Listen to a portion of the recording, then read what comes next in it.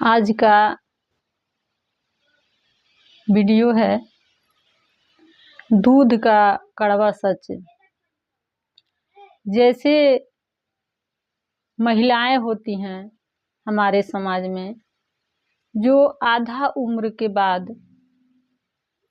उनका बच्चा पैदा करने का समय समाप्त हो जाता है, आधा उम्र बीतने के बाद, उसी तरह से जानवरों में भी, पशुओं में भी, जैसे गाय भैंस हैं, तो उनका भी आधा उम्र बीतने के बाद वो भी बच्चा पैदा करने में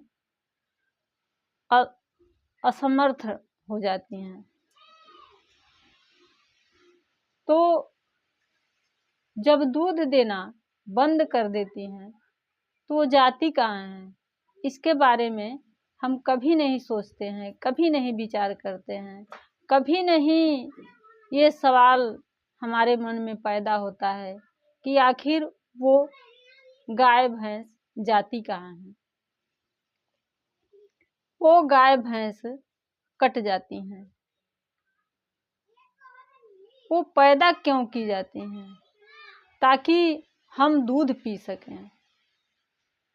हम इतने स्वार्थी लोग हैं कि अपने दूध पीने के लिए, अपने स्वार्थ के लिए हम ये नहीं सोचते हैं कि किसी का जान चला जाता है।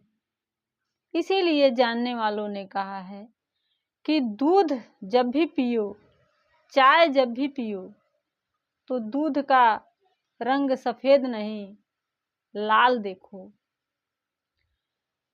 तो आपका सवाल होगा कि अगर हम दूध नहीं पिएंगे तो आखिर उसका दूध होगा क्या?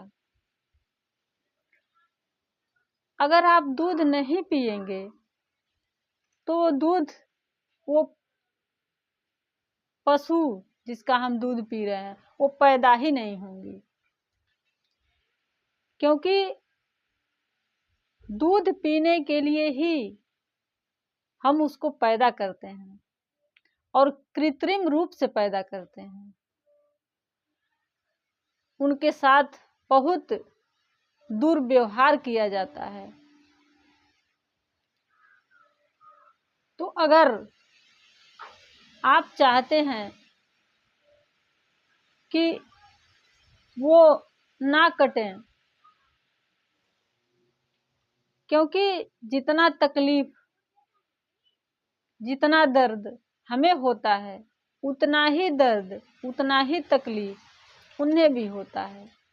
तो अगर थोड़ा सा भी उनके दर्द का आपको एहसास हो तो दूध पीना या दूध वाली चाय पीना बंद कर दीजिएगा। चाय आप काला भी पी सकते हैं, या और भी मार्केट में दूध मिलता है, जैसे नारियल का दूध, बादाम का दूध, सोया का दूध, उसका इस्तेमाल कर सकते हैं। तो सवाल उठता है कि हम अकेले छोड़कर क्या करेंगे, इतनी बड़ी दुनिया है, हमारे छोड़ने से क्या होगा। तो एक उदाहरण के लिए एक कहानी है कि जब राम लंका में जाने के लिए, युद्ध करने जाने के लिए पुल बना रहे थे, तो सारे बंदर जो थे वो बड़े बड़े पत्थर ले जाके रख रहे थे, पुल बना रहे थे। उसी में एक छोटी सी गिलहरी थी जो पत्थर तो नहीं उठा सकती थी, लेकिन धूल में अपने आप को एकदम लोट करके अब वो धूल ले जाके और जहाँ पुल बन रहा था वहाँ झाड़ रही थी। तो एक बंदर ने देखा कि ये कुछ कर नहीं रही है और डिस्टर्ब कर रही है, तो उठाकर फेंक देते हैं। तो कहते हैं, कहानी कहती है कि श्री रामचंद्र के गोद में जाकर गिलहरी गिर जाती है। तो वो समझाते हैं बंदरों को कहते हैं कि देखो, तुम अपना शरीर भी देखो कि तुम्हारा शरीर बड़ा है, इसलिए तुम अपने क्षमता के अनुसार बड़ा-बड़ा पत्थर उठा रहे हो, और इसका शरीर छोटा है, इसकी क्षमता छोटी है, इसलिए ये अपने क्षमता के अनुसार जो कर सकती है, मेरे लिए कर रही है।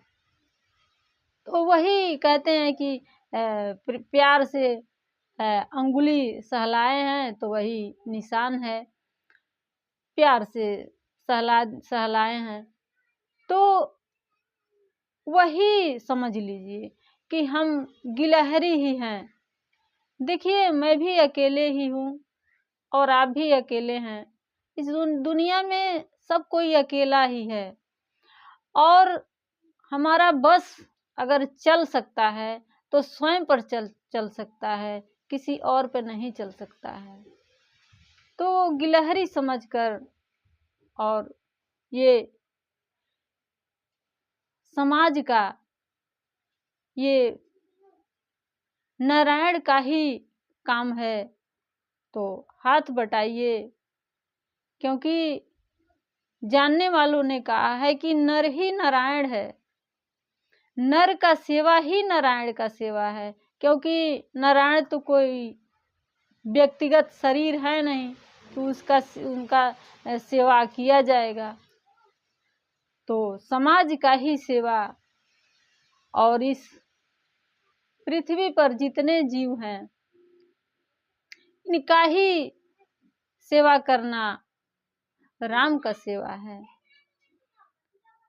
तो गाय को माता बोला गया है भारत में, और वही गाय कट जाती हैं।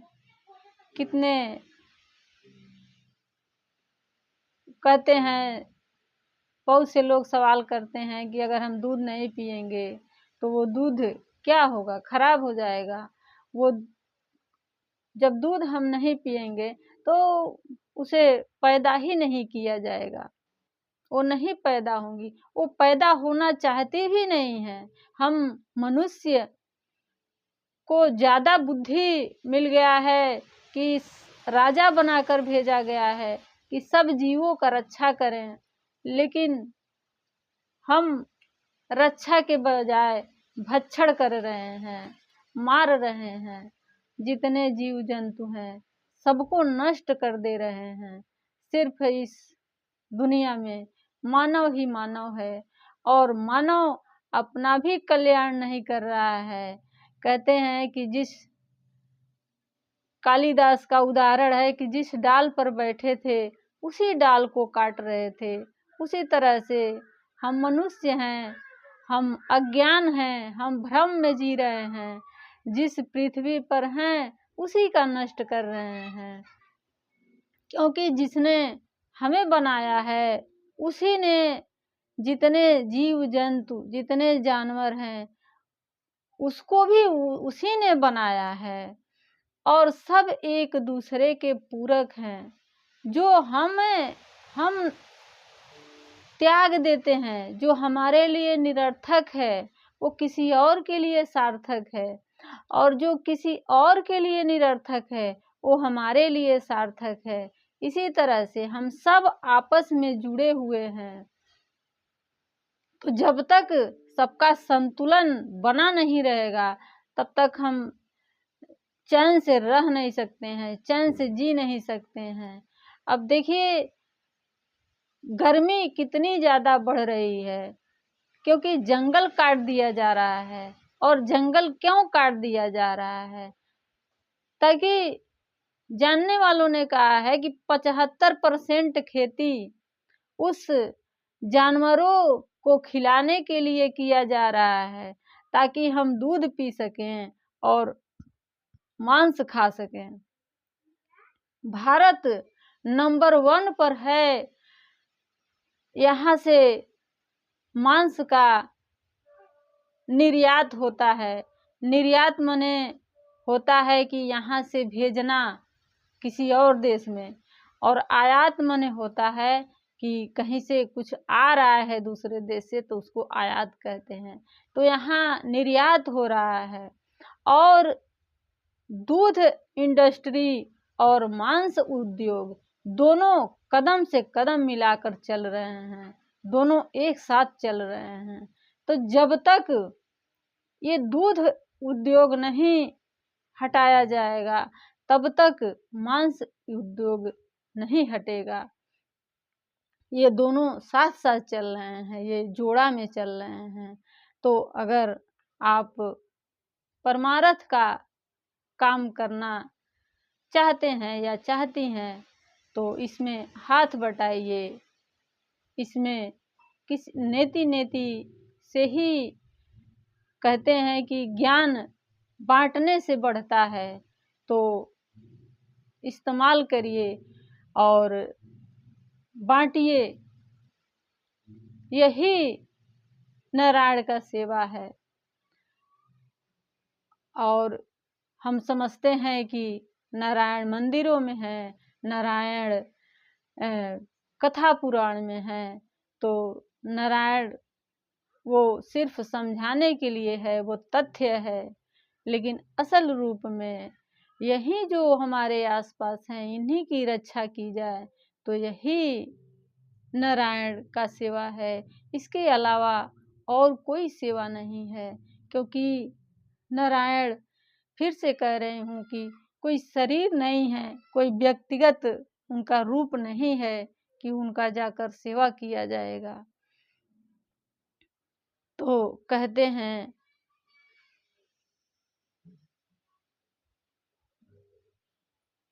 धन्यवाद।